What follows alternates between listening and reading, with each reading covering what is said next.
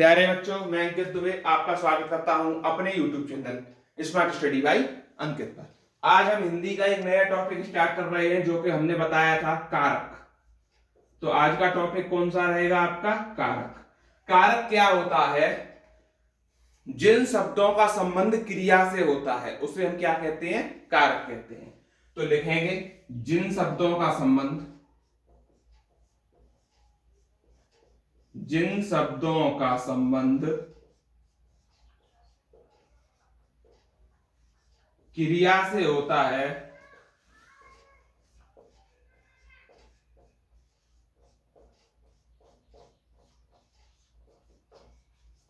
कारक कहलाते हैं।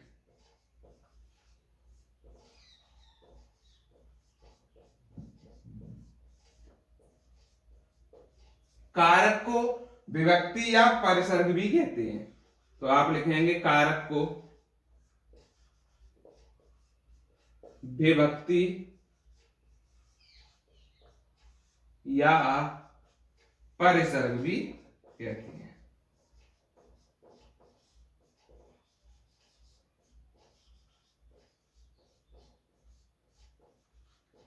अब बात करते हैं कारक के भेद के बारे में। तो कारक के भेद कितने होते हैं? आप बताएंगे 8। कर्ता कारक, कर्म कारक, करण कारक, संप्रदान कारक, अपादान कारक, संबंध कारक, अधिकरण कारक और संबोधन कारक। अब इनको हम एक बाय एक समझेंगे। पहले मैं चार्ट बनाऊंगा इन कारकों का इकट्ठा और फिर हम आगे बढ़ते हैं। देखिए 8 कारक मैंने लिख दिए हैं। पहला है कर्ता कारक, दूसरा कर्म कारक, तीसरा करण कारक, चौथा संप्रदान कारक, पांचवा अपादान, छठा संबंध, सातवां अधिकरण और आठवां संबोधन। अब समझते हैं विभक्ति कौन सी लगती है। तो कर्ता कारक में आप बोलेंगे ने विभक्ति आएगी। कौन सी विभक्ति आएगी? ने विभक्ति। कर्म कारक में विभक्ति आती है को विभक्ति।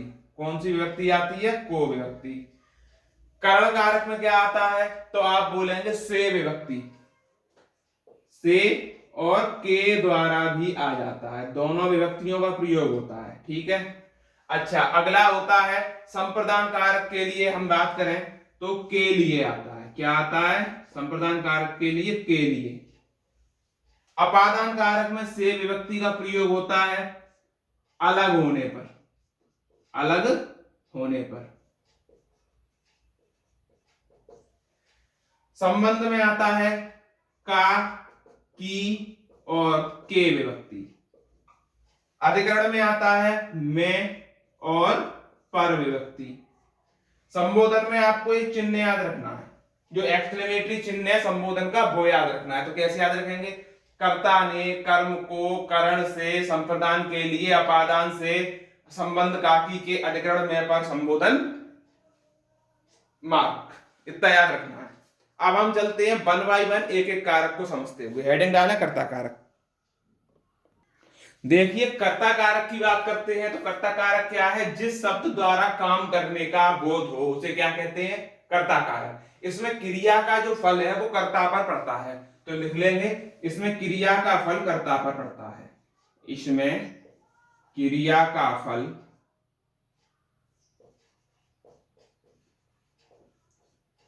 कर्ता पर पड़ता है।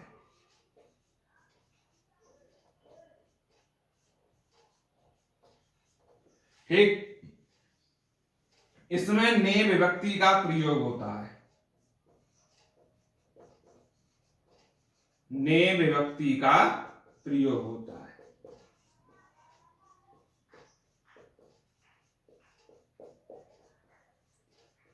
अब देखिए थोड़ा डीप में चलते हैं, थोड़ा एग्जाम्पल के थ्रू इसको समझते हैं। जैसे मैंने उदाहरण लिया, राम ने सेब खाया।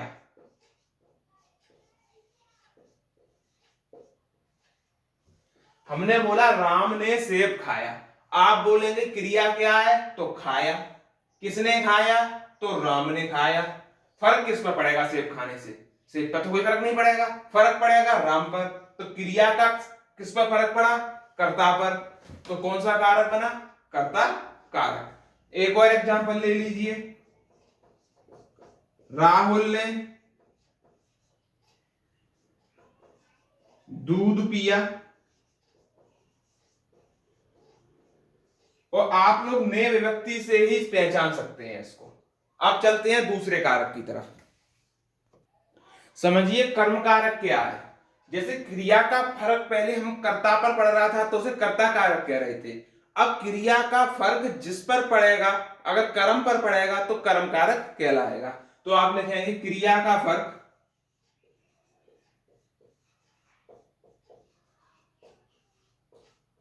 कर्म पर पड़ता है, पड़े तो कारक कर्म कारक कहलाता है।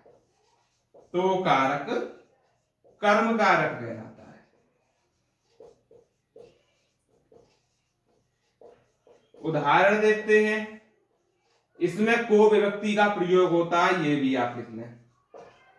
को विभक्ति का या परिसर्ग का प्रयोग होता है।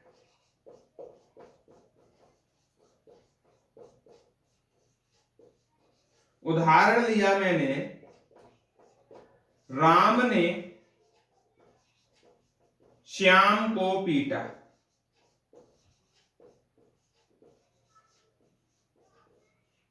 समझना मेरी बात को। पीटना क्या है? आप बोलेंगे क्रिया है। किसको पीटा गया? श्याम को। किसने पीटा? तो राम ने। तो श्याम श्याम क्या हुआ? ऑब्जेक्ट यानी कर्म। तो श्याम पर फर्क पड़ेगा, तो क्रिया का फर्क किस पर पड़ा? कर्म पर। और को विभक्ति यहां लगी है, ये क्या हो गया? कर्म कारक।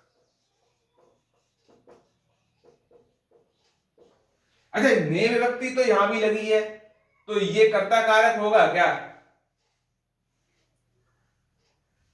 कर्ता कारक नहीं होगा। क्यों? क्योंकि इसमें कर्ता पर कोई फर्क नहीं पड़ रहा है। फर्क पड़ना चाहिए। इसमें कर्म पर फर्क पड़ा, पीटने का, तो केवल कर्म कारक है। ने विभक्ति से आप कर्ता कारक ना लगा दें। तो आज के लिए इतना ही रखते हैं।